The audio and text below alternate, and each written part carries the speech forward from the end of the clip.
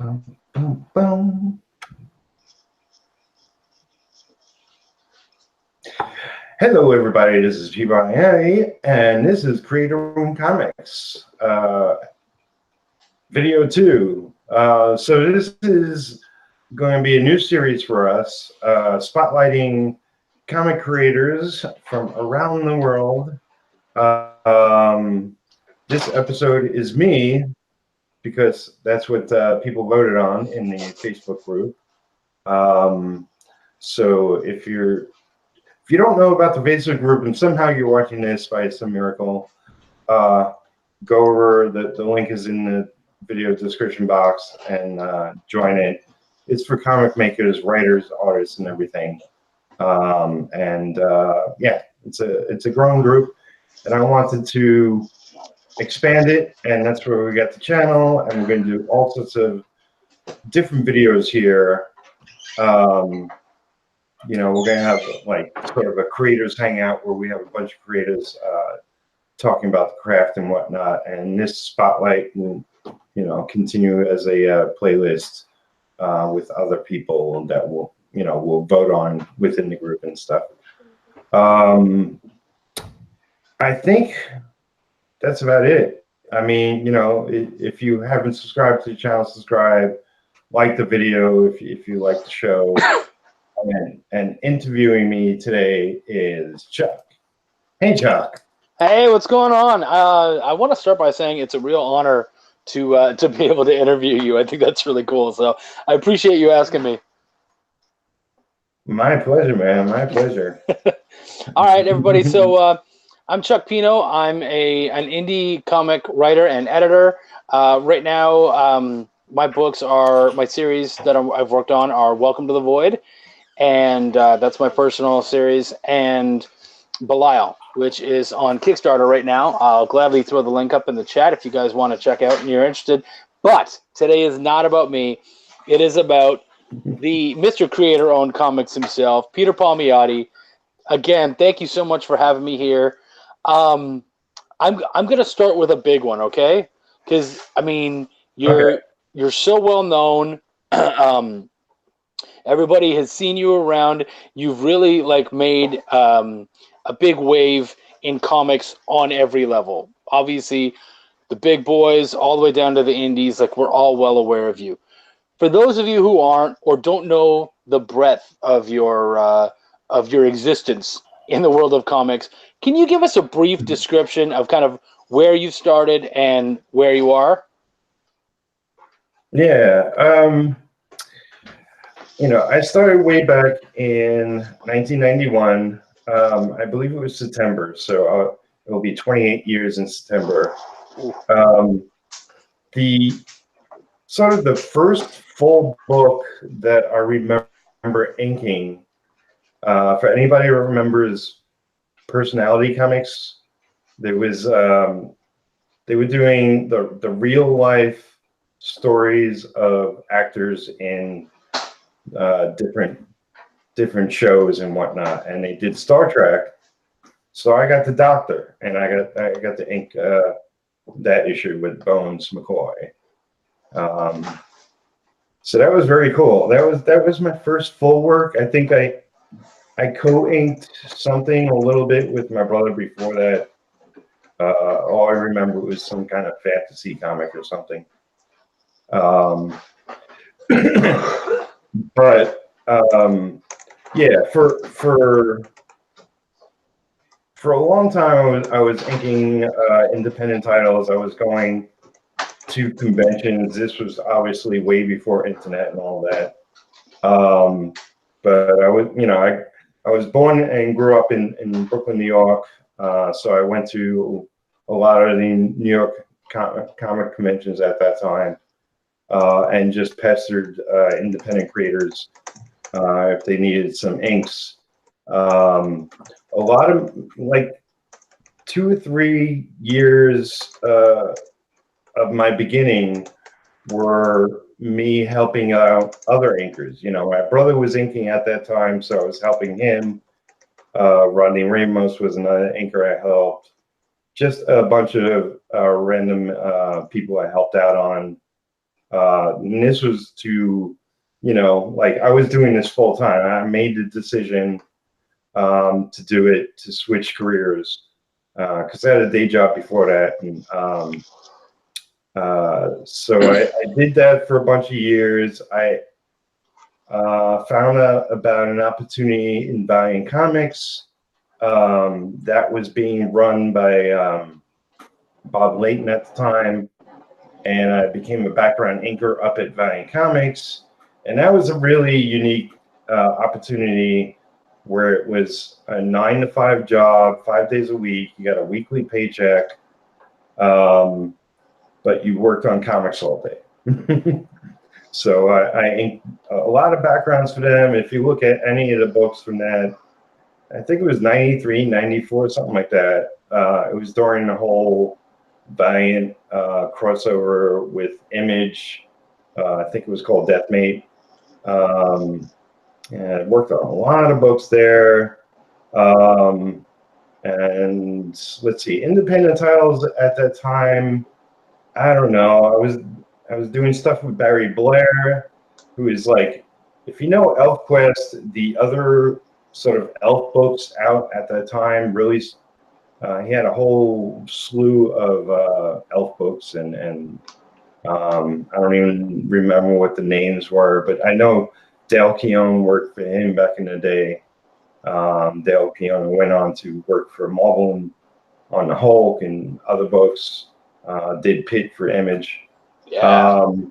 And I was like, oh, I hope I get on that book, but that never happened.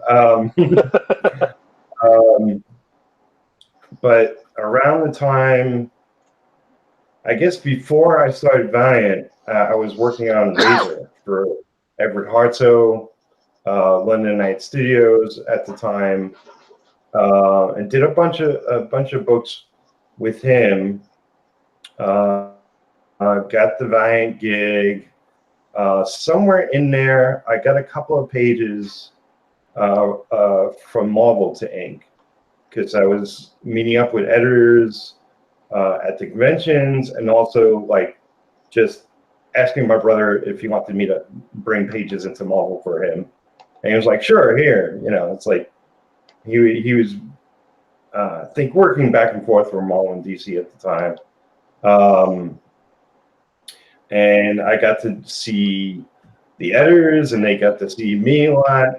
So one of them, gave me, I think I did some Punisher War Journal. I maybe did a page or two there. I did a Marvel Comics Presents, Ghost Rider and Iron Fist, I think. Oh, nice. Just like random pages. It's like I got my foot in the door. I got some work from them.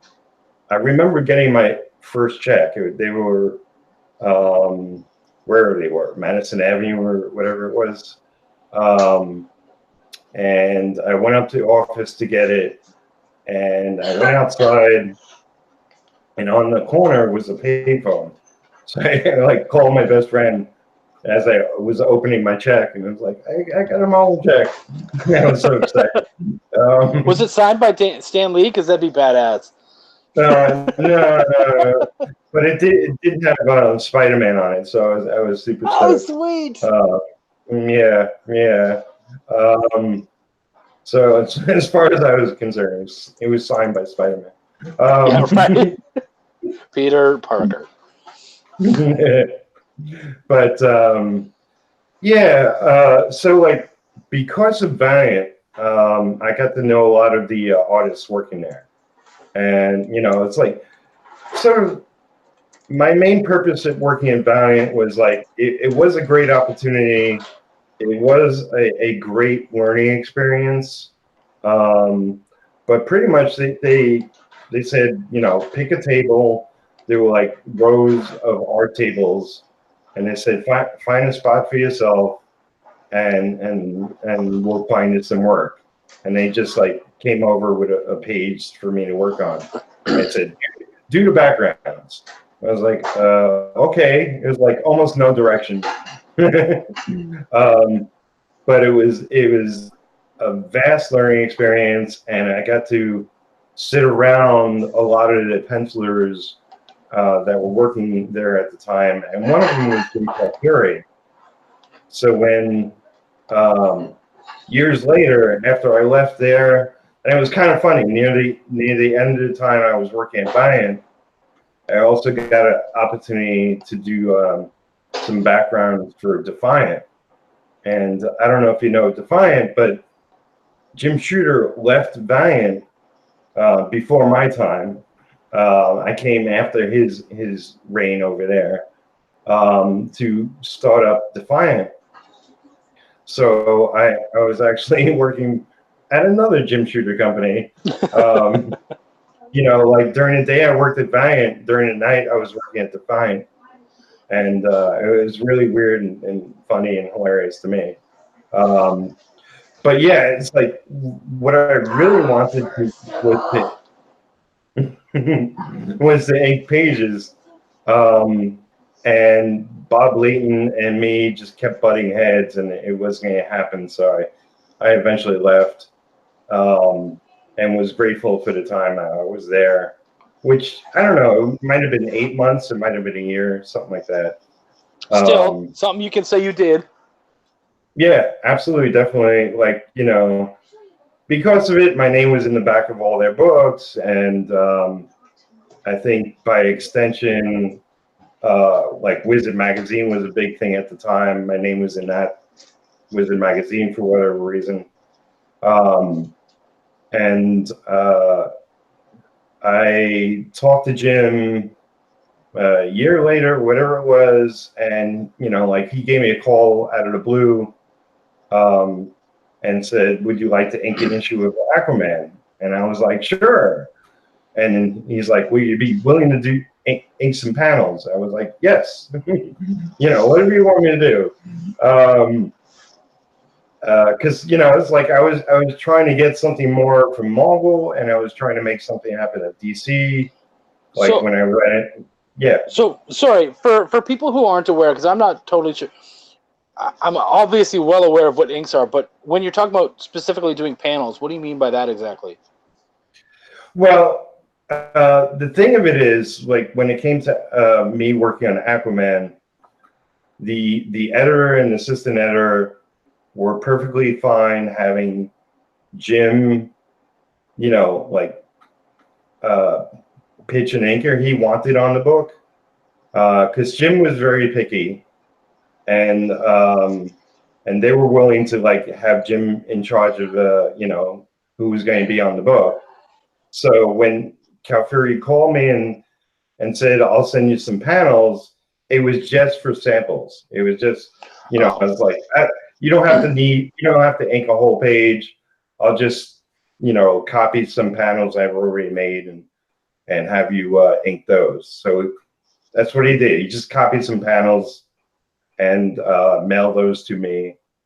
I inked a couple of them, and I guess what I did was take them into the editor and up at DC, and he said, "Okay, I'll show these to Jim, and we'll talk it over and get back to you." So I got the job, and that my first issue of Aquaman was issue 10, which had Kyle Rayner, the Green Lantern at the time. So it was pretty fantastic. I was super stoked. That's really badass, man. Yeah, I mean, so because of it, Jim was the fill-in artist. There was the original team. It was Peter David writing the book. I think it was Robert Englund was the penciler, and he was a little slow or falling behind. So Jim was doing fill-in issue here and there, and after I inked issue 10, pretty much I was the inker for whatever fill-in Jim was doing, and eventually it became more and more of a regular thing, until the point where we signed a 1-year contract to work on the book.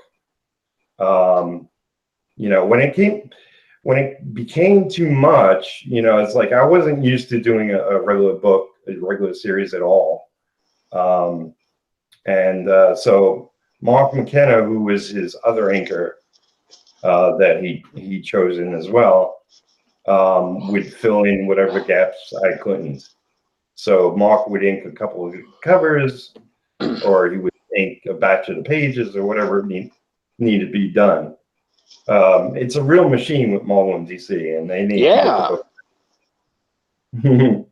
But that was a lot of fun, and still to this day, that's probably the biggest gig I had, because all in all, it was like 24 issues that I worked on. Yeah. But yeah, I mean, you know, like to give you a scope of things, from DC, I went to work at Marvel because DC wasn't coming up with any other work. I might have done something in the Who's Who's book, I even forget. But I went to Marvel and found work, but it was mostly random work. But it was about 4 years of work. You know, it was like, here's random pages from Uncanny X-Men. Here's some pages from Cable. Here's some pages from Wolverine. It was like all X-Men sort of stuff mostly. Deadpool and just like War Machine, like some covers and mostly interior pages. Okay. So, I mean, dude, that is I'm an X-Men fan. That time period I was huge into the X-Men, like especially during the 90s and whatnot.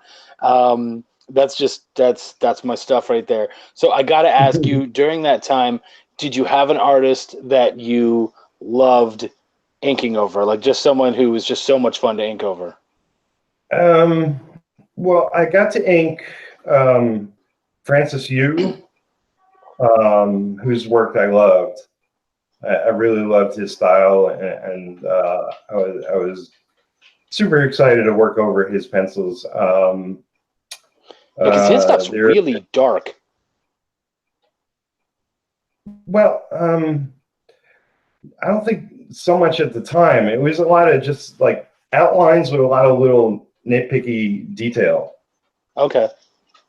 You know, I think it might have gotten darker later. Okay. Or maybe the pages I got were more breakdowns than finishes. Yeah. Because sometimes, you know, the pencil wouldn't do a ton of work on a page just to get the book done. Jeff Matsudo, I did a couple of pages over him. Trying to think.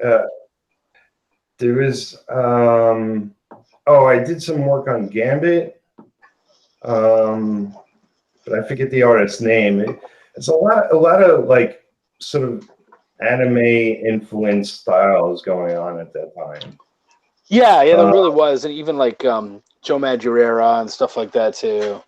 Yeah, I didn't get to ink Joe, but a lot of the guys that sort of looked like him, and were maybe influenced by him or influenced by what he was influenced by. But yeah, it's like I have a lot of that was thanks to one of the editors, Mark Powers at the time, who went on to write some comics. I'm not even sure what he's doing now, but I know he had a couple of books at least through Image. So yeah, I did a lot of miscellaneous things. I did get, there's almost every Marvel character I love, but I would say my favorite character was Iron Man, and I got to work on not 2 full issues, but 2 different issues, back-to-back issues of Iron Man that Cal Fury penciled. And the greatest thing about working on that was there was a 2-page spread of Tony Stark in the Iron Man armory, and it had 20 or 30 different armors behind them.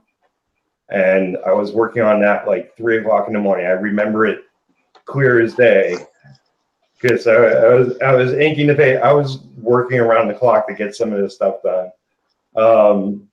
And I was working on it at 3 o'clock in the morning. I had, there was no internet, there was nothing. I had the radio on, and Iron Man came on the radio, and I was like, yeah. Oh, that's really good. Because nowadays we don't get that kind of thing. Like you're listening to your MP3 player or whatever, and it's just like it's not as surprising because you're like, yeah, well, that's on my playlist, so it's there. But yeah, that's so cool. I love that.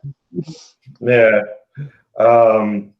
And probably the biggest thing, I don't know if you remember ForceWorks. Yeah. I didn't work on ForceWorks, but there was a character called Sentry, which is this tall alien guy, very intricate outfit. Well, Cal Fury penciled a one-shot with him, and I inked the whole one-shot. And that was probably the biggest thing I've worked on in my career. It was, 48 pages, so it was like double-sized comic, essentially. I was really proud of that, but unfortunately, they didn't really market it.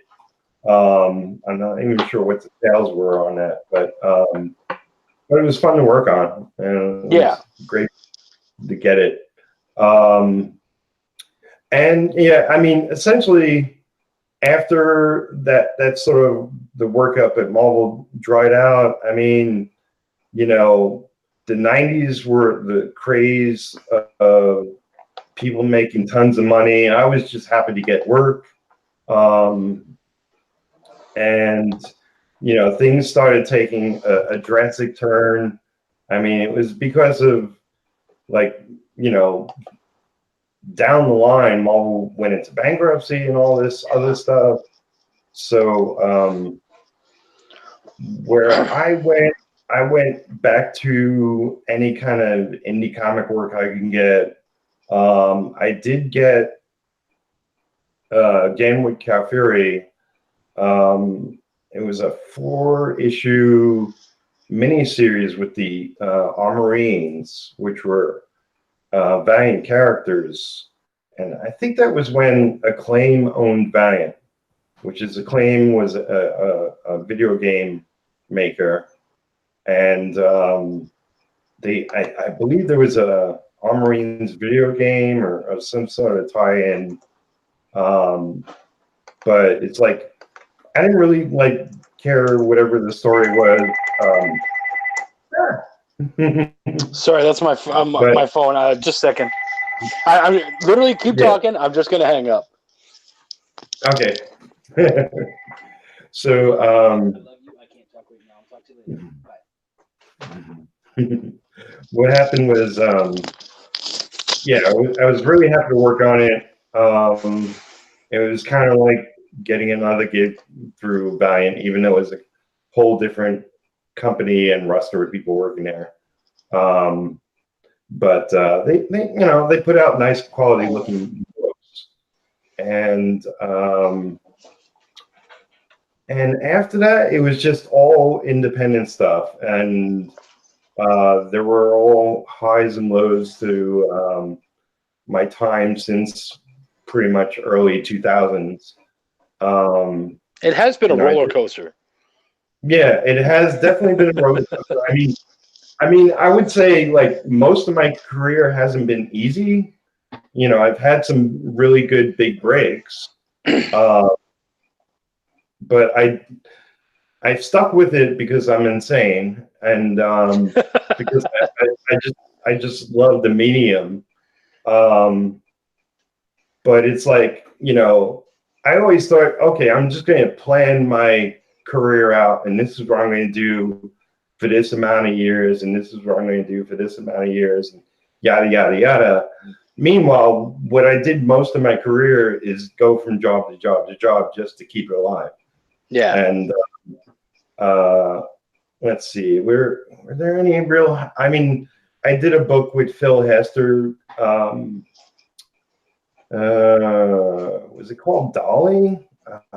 gosh, Golly. Golly, that was published through Image. I inked issue 2. At the time, he thought he was going to self-publish or something. He was he had a publisher, and that fell through. Then he was going to self-publish. Anyway, I inked that before it was going to go over at Image, and by the time it did go over to Image, the penciler decided that he would just ink it. Even though they loved my work on it, I did get paid for it. I was happy. Oh, sweet. And it was an opportunity to work with Phil Hester, so you can't turn that down. Yeah. There was something Paradox, a writer of Star Trek novels, got permission by the Star Trek universe people, whoever was in charge, to do a book about everything that wasn't specifically Star Trek in the novels and make that into a comic. It was really weird thing. Faction Paradox, that's what it was called. Okay. And I inked that over at Cal Fury, and there's 2 issues published by Image. It was a good book, but nobody knew what the hell to make of it. So yeah, right. Yeah. But I thought it was a really interesting, yes, take these Star Trek novels, but take out everything that's Star Trek and use everything else. I don't know. Yeah, that is pretty weird. And yeah, I mean, mostly I worked with Ruffy. I worked with a lot of new creators. I've worked with semi-professionals. I worked with people coming up. I used to talk to Ed McGuinness before he was big and blew up. Yeah. Years ago. Just talked to him on the phone about comics and art and all that. And he was like, "What do I do to, get my work out there and all that?"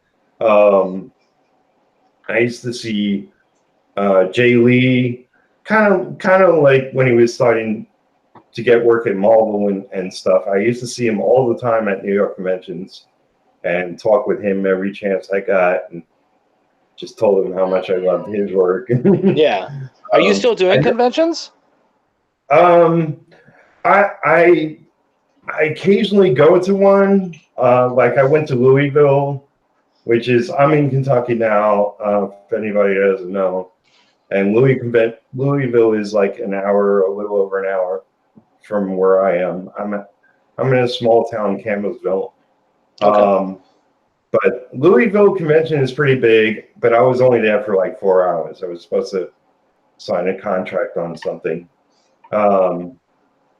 And I just went to say hello to what people I recognized and hung out a while and saw what everybody else was doing. But the funny thing about Louisville was actually I met Ed McGuinness there, and I was like, "Dude, do you realize it's been 25 years since the last time we talked?" It's like, when I was talking to him last, he was just getting work on Vampirella, and after that, I was like, 2 seconds later, he was at Marvel or something. Yeah, right. He blew up. Yeah, back in the day, I worked with John Boy Myers. I don't know if you know John Boy Myers. Yeah, I do actually. I think he's actually a fellow Texan. Yeah, he's done a lot of cover work. He's done some stuff recently for DC. He was supposed to do Teen Titans. It was like that was the one book I was going to pick up and read, but unfortunately, he just did covers. And I had him on a Studio Synergy recently. It was great to talk to him. Oh, cool. But yeah, it's like me and him worked on a comic that was never published, and I talk about it on the show. But yeah, he blew up afterwards, and Freddie Williams, who I worked on one of his comics, and he blew up afterwards. And it was just like, it's like I'm super happy. It's like, it's like a lot of people who surround me go on to be highly successful. So does that make you the kingmaker? I'm the kingmaker. But it's like, obviously, most people know, but for those that don't, my brother is Jimmy Palmiotti, and I try to make my own path, and he does help out along the way, but it's not a direct like, hey, can you get me a job here or there? It's like just by circumstance or whatever.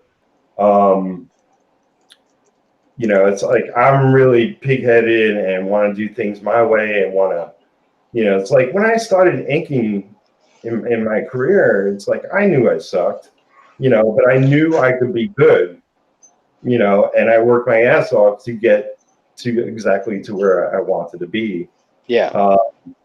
And so it's like I was working for Mullen DC, and frankly, I was doing that for about 7 years, and I made really decent money doing that. I wouldn't say I had any sort of high rate, but I had a good rate with them. And also around the same time, I got some work from Wizard Magazine, and they paid better than Mullen DC. I got some merchandising work up at Mullen.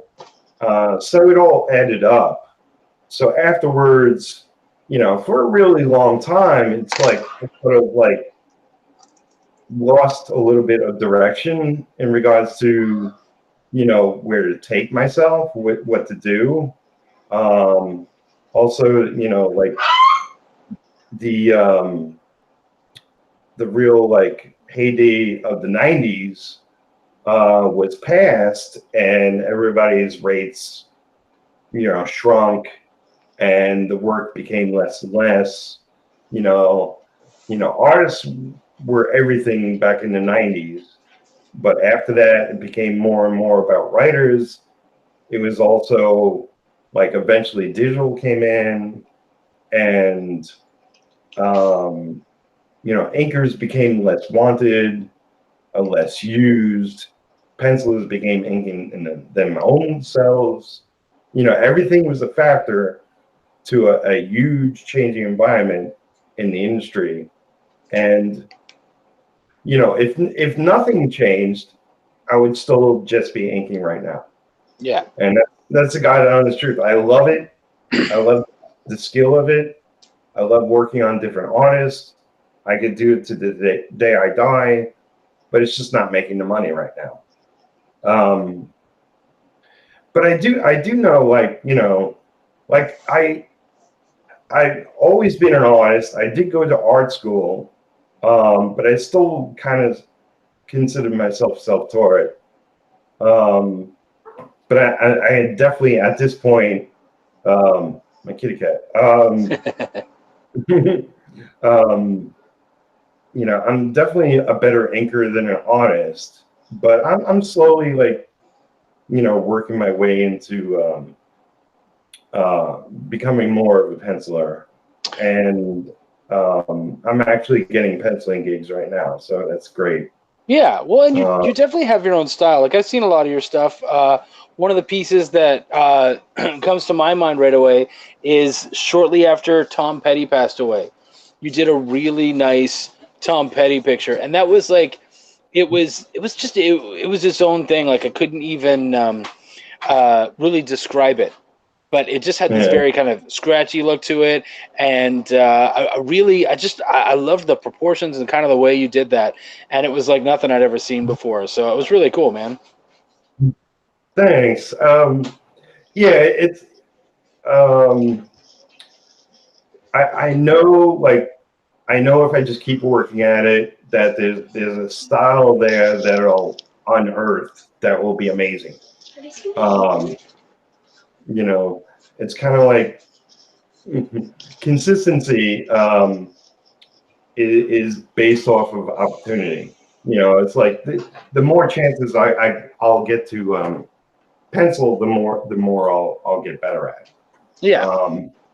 You know, I mean, when it comes right down to it, I'm part of a group, D100s, which is sort of a 100-day challenge of working on your own personal project for 30 minutes or less, created by Kevin Cross. And I did the first comic story in my career, or life for that matter, that I wrote, penciled, and inked, and finished. Oh, wow. You know, so that was an achievement. It's like, you know, it only took my lifetime to do that. You know, it's like I've attempted to do comics before. I started a few web comics, and it's just like I only got so far. Because when it comes right down to it, I have to switch to something else that pays me right now, so I can survive. Yeah. Yeah.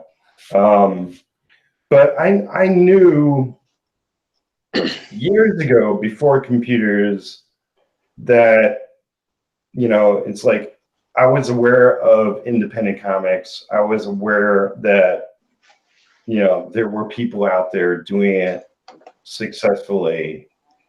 And part of me was always drawn to that.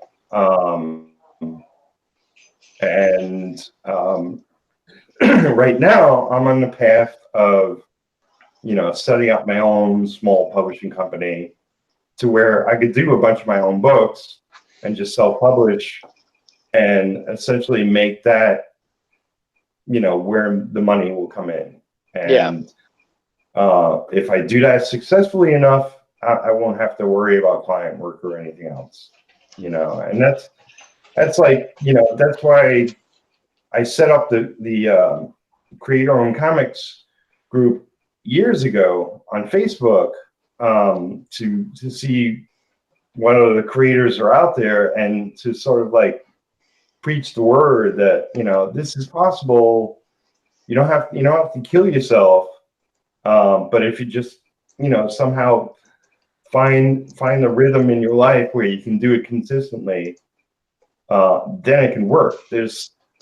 There are a lot of people making pretty decent money doing their own comics, and that's pretty much all they do, and making a living off of it. And that's my dream right here, right now. You know? I think that's the dream for a lot of us. But even like the people that you've worked with, the time span that you've worked in the industry and stuff, like, I mean, even if it's not sustainable, just the fact that you've been able to have that and experience that, like, there's so, I mean, even as a fanboy myself, I'm just drooling at some of these stories, and you being able to just drop some of these names so easily. This is like, oh my goodness, like, holy crap, you know, because I mean, a lot of us, even for myself, I've only been in the industry for about 2-3 years now, and it's been pretty much strictly indie. So yeah, I love hearing these stories, and hopefully everybody else out there is enjoying it too. Yeah. So yeah, I mean, right now, trying to pay off bills. I have my rent go up, and so I gotta make sure that's all covered. But I will be shooting off my first Kickstarter with my character Retro, which is a character I originally created when I was a teenager. So cool. He's definitely lived with me for definite reasons, and evolved over the years. But I have a whole story behind him now. So that's cool, because I think a lot of us, especially those of us, like I've noticed, jumping in when I have, that so many other guys around my age, you know, late 30s and into their 40s and stuff, we're all kind of jumping in at the same age, and we're grabbing characters from our past and trying to make something of it. how has retro evolved from Peter as a teenager to Peter as a vet of the comic industry? How, in what ways would you say he's evolved now that we're going to kind of get people excited for this Kickstarter? Yeah. Well, I mean, originally he was just a visual. I used to, me and my family used to go upstate every summer, what I call upstate, which is north of Manhattan or whatever it is.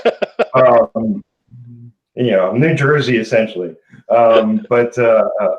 So we used to go to like a bungalow colony, and during the day, me and my brothers would go to camp. And depending on what year it was or whatever, some of my older brothers were counselors at some point. For the years that I went, I was pretty much always, just a camp member. And one of my good friends back then was this kid, Steve.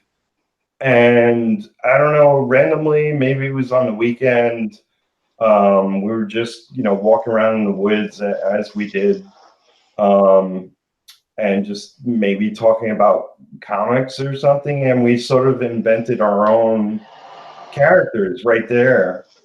And he came up with Mineral Man, which is just a kind of funny name. And I came up with Retro. I was like, I don't know who this character is. I don't know if I'll do anything with him, but just off the top of my head, I came up with, I want to do a superhero called Retro. Yeah, that would be fun.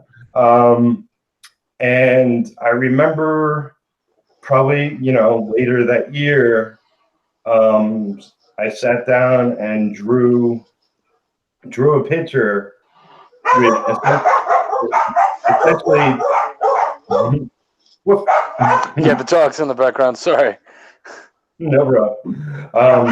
Like just two full figures of a character called Retro, and one I colored red and one I colored green.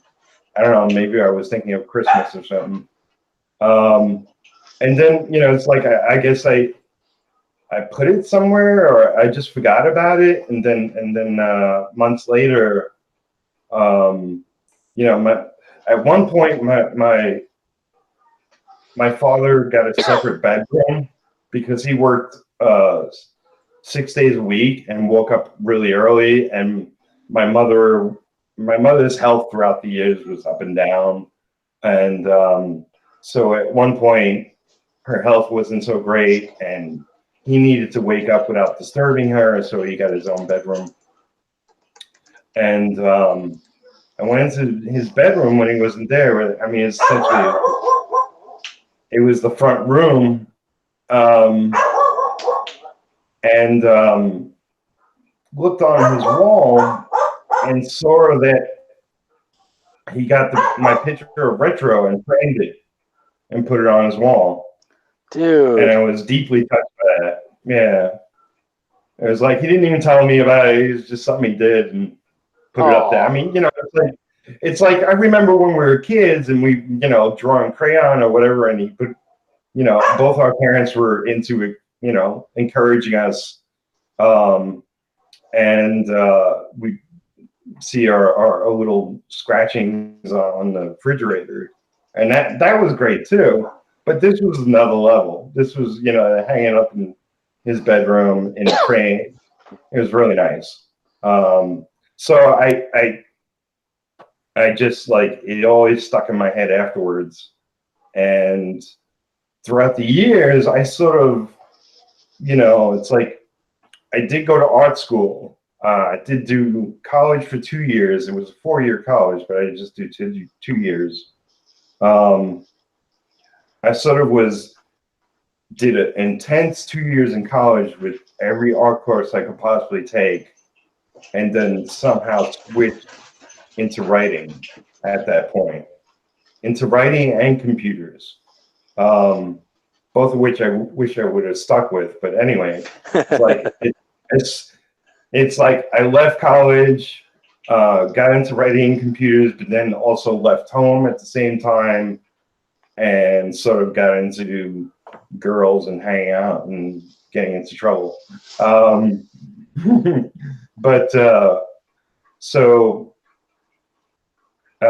but I kept the wheel spinning at times, thinking about, well, if I did have a superhero called Retro, what would I do with him? What does it mean that his name's Retro? What does any of this mean? So I sort of developed a story, and the dream is that I'll get to do a bunch of books for long spans of time, and Yeah. I sort of think of it as like Sandman, like it's going to be like a 75 issue run to tell the full story, like maybe issue 25 will tell his origin, because everybody asks me, well, what is he? What's his powers? What's his origin? And it's like, well, I'll get to that in the series, But essentially, Retro is a metahuman, because we're not allowed to use superhero. Thanks. Well, we also can't use Comic Con, so. Yeah, true. But he's a metahuman, and he's, I haven't nailed down specifics, but essentially 3 or 4 times that of a human. So he's stronger, he's faster, he heals faster. Nothing super special. But by the time we find out his origin, then we'll get into a whole other thing. But yeah, I just want to tell, like, I loved Captain America growing up. I loved Daredevil growing up. So essentially, he's pretty much a street persona superhero, and he getting around is I always forget it. What's that skill? Now I'm not going to remember it now because I keep forgetting it.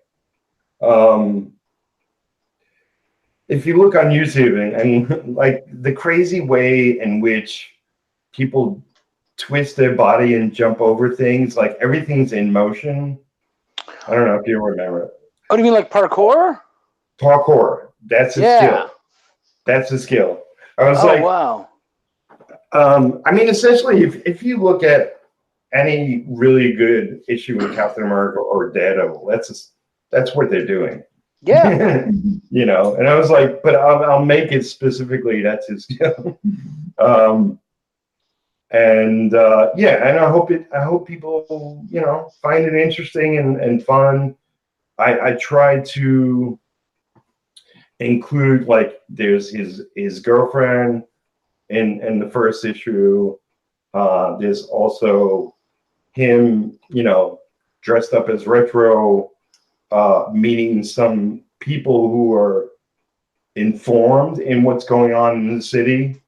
So he gets information from people, and that's sort of like a Moon Knight kind of thing, or nice. The Shadow kind of thing, I guess. Yeah. And yeah, I mean, the first issue was drawn by a friend of mine, Rich Fuchsia, so it has a very 80s style look to it. But unfortunately, he decided not to do comics for a living. His art went in a different direction. So I'm going to be writing, penciling, and inking with issue 2 on. And I do have over a dozen people who want to work with me, and I will be doing like 6 or 7 superhero books that will be teaming up into a team book. But also be doing alternative, like, one-shots. Like, I sort of have a book that will be called Bobby B-Boy, which is sort of like kids could read that as well as adults, and hopefully both will get something out of it. Flashbang, which is a cyberpunk sci-fi tale. Just like, other stories that will, I'll self-publish and do the art for. But I'm excited to work with other people as Cool. well. Since, like I said early on, since I've been an inker most of my career, I want to work on other artists and I want to work with them long term. So I'll put them on regular books and, we'll really mesh well and much better over time. Yeah. Yeah. Well, and it's funny because the same thing that you were talking about earlier with Marvel and DC, we're seeing a lot more in the indie world, and that is that inkers are harder to come by, and it's harder to come by work because as creators, it's so much easier to just get one guy to do both. You know what I mean? And so, yeah, that's a really tough stepping stone. Yeah. So I think just the the bravery and the knowledge that you're like, hey man, if I can't do that, I'll do my own stuff. Like there's other ways, and I really respect that and like that. Where you're like, hey, I can find a way. Like I've been around a long time, and I'm not disappearing now. So Yeah. Yeah.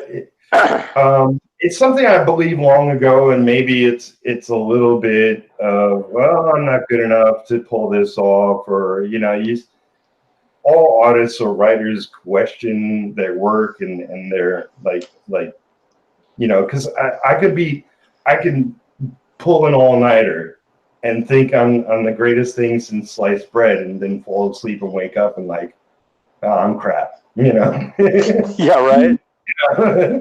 It's just like your brain does funny things, and especially when you're working long hours and days. It's like I only believe myself half the time. but yeah, I mean, I've been doing this a long time, and I built up connections and friends, and the Kickstarter that I'm planning, because I'm essentially working freelance, and I got to make, a monthly nut to get by and all that. Yeah. I'm planning a very short one. I'm planning it for 5 days. I'm not going for my full goal. I'm just like cutting my goal in half and just going with whatever money comes in.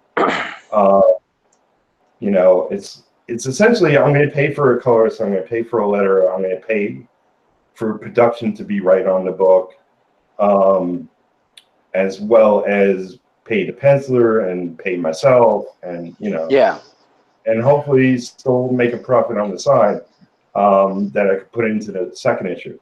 But it's like above and beyond Kickstarter, there are other plans that I'll be getting into with promoting and getting retro out there. Yeah. But because in many ways I'm bullheaded, there's certain things I'm going to do with my company, or more likely not do that others do. Like, I don't believe in alternate covers. That's not my thing. I think I wouldn't say it's destroying the industry, but it's definitely not helping. And I want my covers to be iconic. So I don't want 50 covers and people just don't recognize what, the main cover should be. But yeah, it's like, I would love to come out with the cheapest book off the bat, but I'm just going to be conservatively priced with everybody else's price, until I get to a position where I can start knocking down the price if possible. There's a friend of mine who has a printing press. Like with retro, I'll probably go, there's Kablam, and there's another print on demand service that's new. I forget the name of it off the bat. But I'll probably just go print on demand with the first issue, maybe the first couple of books. But I'll be working with my friend on the first issue of Blood Lights, blood rights will be printed through his company. And yeah, I mean, it's essentially this year will be, I'll get 3 or 4 books out. Next year, we'll see how well that all did. Build on that. I'll be working with a lot of creators at that point and put out double or triple that by next year. Yeah. And just take it as it goes. Well, so you said earlier that you've seen a lot of these guys rise up. You know, we made the Kingmaker joke. So Right. having your own group, which is a huge group, I've been a part of it for at least, I think, a year or two now. There's so many great, talented people there. Is there any people there who you kind of see their stars rising and you're kind of excited to kind of see where that's heading? Anyone that we should all be kind of keeping an eye on? Yeah, I forget. Do I have it here? No, I think it's over there. There's a writer, Scott Payne, Yeah. that did a Kickstarter for his book, and I got that not too long ago. Actually, I have to sit down and read it, but I think I interviewed him on my channel, and it's just he's just playing on everything good and mixing it together. It's not like, like when you hear a proposal for a Hollywood movie. Oh, it's like, Back to the Future meets Star Trek. It's like We can take these good things and make them better. They put together. What he was picking apart, like, just really good ideas and concepts and putting them together in his book, and I think he's going to go places. I think nobody knows right now is what it is. Like, yeah, he made his Kickstarter, but I was expecting it to blow up, and I think if you keep your eye on him, definitely. Cool. There are a lot of names in there that I think people are aware of and have, they already have a good following. I'm more about, like, I forget more names than I remember, but there are definitely a lot of regular people you post in there, at least monthly. They're just constantly, like, they're doing Kickstarters every year. They're putting out books every year. Yeah. There's is it Dan Sen? Oh yeah. What's the name of his book? Argo Comics. Yeah, like 29 issues right now. Yeah, I mean, that guy. I've interviewed him. Like, I did a podcast years ago called Independent Road, which was specifically for comic book creators. And I interviewed him on that show back then, and I did some things for him along the way, just some pinups in his book, I think. But yeah, man, it's like you can't do 29 issues and not, have a pretty big audience to your work. Either that, or you're just really bullheaded. You're just gonna do it anyways. Yeah, I mean, it's like I think at the very least, that if you're bullheaded and you put together your book and year after year and get it out there, that at the very least you can make a decent amount of change. But because of, I would say, the last 3 or 4 years, people really kickstarting and Indiegogoing and just promoting on YouTube and doing conventions. And I think the potential for the average creator has tenfolded, where you could make some real money. One of my old friends, Bill Tucci, he's not doing too bad for himself. I think he's going to be bringing back She now, so that's pretty exciting. But okay, so like there's my brother Jimmy Palmiotti. He's currently doing his 11th Kickstarter. Oh, that's right, Painkiller Jane. New Painkiller Jane, hardcover graphic novel. It also has a pinup section. But that is his highest priced Kickstarter, and he just passed the gold recently. And there's still, like most of the campaign left to go. So we'll see how well that does. Oh, cool.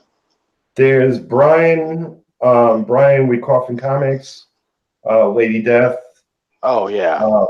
He's done at least 15 campaigns, and the last he got over 300,000. Now he's a Kickstarter guy. Yeah. He's definitely a success story. But he's one of those guys that has been putting out books for all their career, and doing conventions all their career, and just I mean, it's logical that he's blowing up. That's cool. Yeah.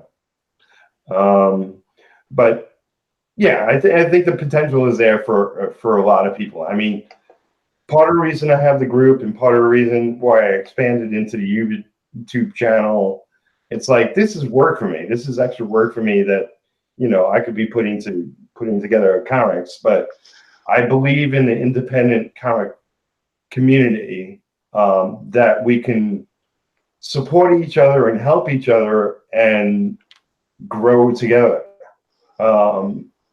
It's like, I would love to make 100 million on a campaign, but I would also love my fellow comic creators to do the same. Yeah. So that's why it's like I want to do where we have a bunch of people, and do creators corner, much like alternative comics. I'll come up with my own name, but this specific thing, this is a spotlight on a creator. I want to get other people over here. Some maybe a lot of people know, some maybe nobody knows. Yeah. It's not about it's like not about getting the top names that would make the channel grow by next week. But this is about getting those creators that are passionate about what they're doing and putting together great comics, getting them to a whole new audience, and helping them out. So maybe 10 years down the line, when I'm about to retire or something, they can help me sell some books or something. That's beautiful, man. 10 years down the road? I thought you said you could ink forever. I know. I used to tell my ex all the time, I'm going to live to 120 because I got too much I want to do. Yeah, right. If only that was the way it worked. Yeah. So, you have? I mean, we've talked about your past, we've talked about your present, and so in the future, what we've talked a little bit about your goals and stuff, but where, I guess you get this all the time. I know it's probably been forever since you've had a real job interview, but let's throw this good old one out there. Where do you see yourself in 5 years? Like, where would you like to see things going, realistically for yourself in 5 years? Well, I mean, before I say that, it's like I do have a master plan. I do have where I want to end up. I don't think it's going to be 5 years from now. It might take a little longer than that, but essentially, I want to create the comic book company and have be able to give my friends, consistent work, so that they could take, 2/3 of their time and work on their own creations or work for the big guys or do whatever. So, you know, it's like I want to create an actual physical place, preferably, you know, where I'm living, to where it's like a community of artists and whatnot. You know, the ultimate dream is to get like 20 acres out in the country and build a 5-story New York office style building in the middle of nowhere, and have a section down the road where it's homes where people could come for, you know, for a weekend, for 6 months, and just work with us, learn new things, you know, whatever their incredible talents are, pass it on to us. You know, it's all a back and forth thing. It's all like we teach and we learn from each other. And because of my time at Valiant, it's like I really want to, and other studios that I was a part of, briefer. I sort of want to create that atmosphere. Like I've spent most of my career working home alone, but there are times when I want to go, you know, off with a group of other artists and work with them. So I particularly want the option. If I want to wake up today and go work with them, or if I just want to stay home and work alone. Yeah. You know, there are advantages to both, and I know, like, when I wake up, like how I feel, like if I'm social and can be open to learning from others, or if I just want to, you know, keep my head down and work. Well, I think, like, for me, that's the best part about being an editor is being able to have that aspect where, you know, we'll get together and we'll have to blast ideas off each other and all that kind of stuff. And it just, like you said, it really is a beautiful thing. So the idea of your comics compound, I think that's just a beautiful dream. Yeah, for all the hippie like-minded comic creators out there. You know, it's like you look at George Lucas and he has his little farm, Lucasville farm. Skywalker Ranch. Skywalker Ranch, yeah. It's like I would love to have horses and chickens and goats and just random stuff that we can go out and explore nature and talk about art and, you know, and dream and then go into the studio and get some work done, you know. That sounds really cool. I remember I'm a big Wolverine fan. I was reading Wolverine Origins, and they had the forward there, and I think it was Bill Jemas who was talking about it. And he basically, actually, it was either Bill or it was Quesada, Joe. And they were talking about the idea and how it came up, and they were at this big retreat, and they had me right away. I was like, Marvel retreat? Like, you're at this big campground, just like chilling out with all these other great people, like just talking about comics and where you see the future going. Like, imagine that on an indie level. Like, just so many of us kind of getting together and being able to just do that. I think that's a beautiful dream, Peter. I anything I can do to help with that, I would love to. That sounds so cool. Well, you know, it's like I figure I'll do a bunch of Kickstarters and work my way up to there. Right. But we'll kickstart the retreat. Yes, absolutely. You know, back in the day, you know, I thought of years and years ago. I thought of doing like you get a music tour bus, and you go from New York to California with a bunch of artists for like 31 days or something, some insane schedule. But everywhere along the way, you hit comic stores, or you hit malls, you hit bookstores, maybe a couple of little music one-day festivals, and just, you know, work along the way, and talk to the people about comics and just spread the word and have the whole thing online where you get tracked and all that. Yeah. It's, and that's, I mean, that's still possible. It's like, I'm not the young kid anymore, but I would still be willing to do something that stressful, because it will be a once in a lifetime kind of opportunity.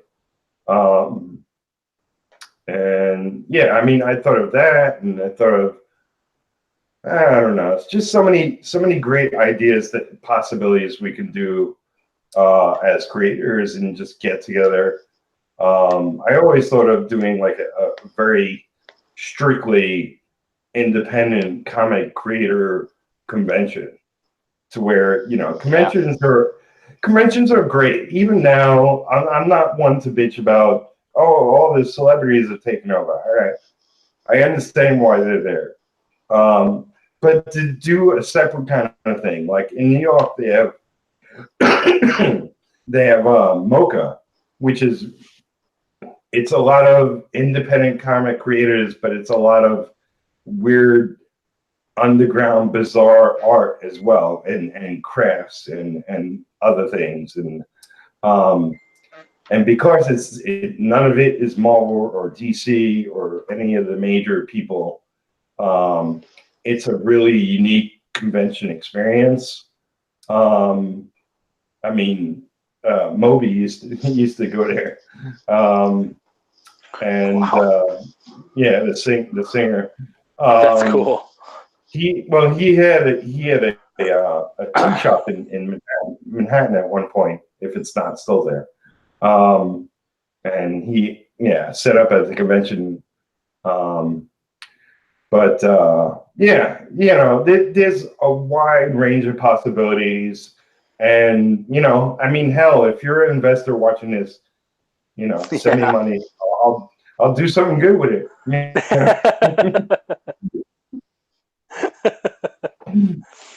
Well, or otherwise, just go to my Patreon page and throw me money. Oh yeah. That's always a really good one too. And that you'll see some really cool stuff on there as well. Yeah. Well, I don't know. Patreon has confused me, and I usually throw up stuff that people can find elsewhere, but I do want to get into a strip over there, so that I'm doing something that's actually nowhere else. I thought of a combination heavy metal inspired, anime, manga inspired, comic book, that I'll just update pages every month, called Worlds. So eventually I'll find the time to do that among my other 100 projects I got. Yeah, right. So, okay, so there's a crazy thing, is that you've now talked about so many different types of things that you've done. So as we start to wrap this up, we have been going for about an hour now. Why don't you talk to us a little bit about the books that are currently inspiring you and exciting you to want to do all these amazing different things? Well, honestly, I have a stack of comics that I haven't read yet. It's like, I see stuff online, maybe I read bits of it online where available. Most of the books I get now, because there's no comic store in town anymore. There was only one here for about a year. It only lasted. So I don't have that place to just go and hang out and see what's new there. So everything is online. So and a lot of it is just me supporting creators, via Kickstarters and stuff. Yeah. And yeah, I mean, who inspires me? It's people I've been following for years. It's new people I find every week. It's people I find specifically. It's like, I have my group Creator Owned on Facebook, but I'm a moderator on a group called Artcasters. Artcasters It's essentially everybody who's an artist, a painter, whatever, and YouTubing. Moderator on that. And then there's the 100s, which for a while I ran the group. Now it's like, okay, I only have so much time. I handed it off to somebody else, but I was a part of their anthology book 2 recently. That will be kickstarted in June, by the way. But I'm supportive of everybody in there. So it's these new people I find in the groups. I'm also a part of, like, I don't know, 50 other groups that I try to go to every once in a while. And just randomly, because of my, it's like I have 5,000 close personal friends on Facebook. So it's me looking at everybody else's profiles and finding people that they're interested in. I love Instagram, and that's always a way to see awesome art instantly. Yeah. And because I'm more heavily involved on YouTube, I'm checking out people I'm familiar with on YouTube who are talking with new creators or just meeting new YouTubers along the way and getting to know new artists and creators there. So yeah, from everywhere. I don't know. Yeah, right. No, that's really cool though. Sorry. Yeah. Okay, well, I think we're pretty much wound down. I think we really got a lot of really cool stuff from you. Is there any kind of final words that you have for the fans out there who have been able to be here the whole time and kind of watch everything that's going on? Is there any final thing that you'd like to leave everyone on? Oh, I'm just noticing in the chat we did get some comments, but I guess nothing specifically. Yeah, no, a lot of just chatter mostly. Okay. Hello, everybody in the chat. Thank you so much for coming. All right. Sorry, I was No, that's distracted. okay. Rephrase that or say it again. Oh, so yeah, basically, as we start to wind down, we have been going for over an hour now. Right. Is there anything that you would like to leave everyone with as we head out? Kind of, we've gone over your story and whatnot. What would you like to kind of leave people with as we go? Well, pretty much that, it's like I love comics. I grew up with comics. It's like one of my earliest love were newspaper strips, but it's not so much a thing anymore. But, I believe that in a lot of ways, like Marvel and DC have the most amazing characters, but they are huge corporations, and they will never be run by like however any of us individually would love for them to be run. But we have an opportunity to do it ourselves, and independent creators are making a living off of what they're doing. And so I just want to encourage everybody to put in that time, create their own books, put them out there, spread the word, become a YouTuber, get on Instagram, get on Facebook, get on Twitter, spread the word around. We could do this. And if we work more and more together, we can build faster.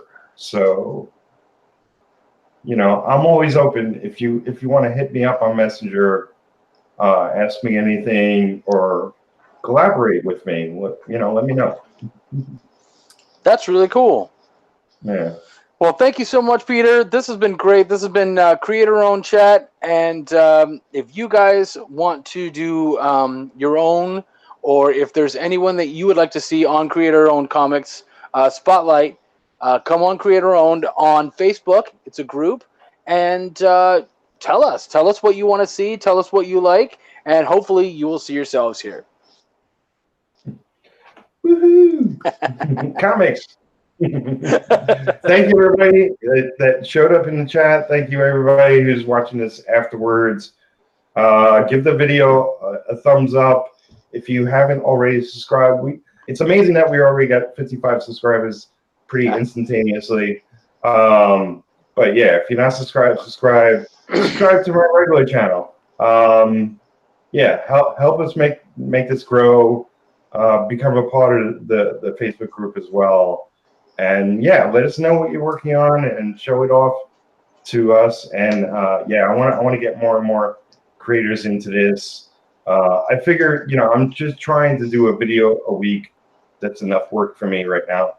Yeah, right. So it'll be sort of different formats along the way. But this was a lot of fun. I'm so glad you were the one interviewing me, and I'm glad you had fun.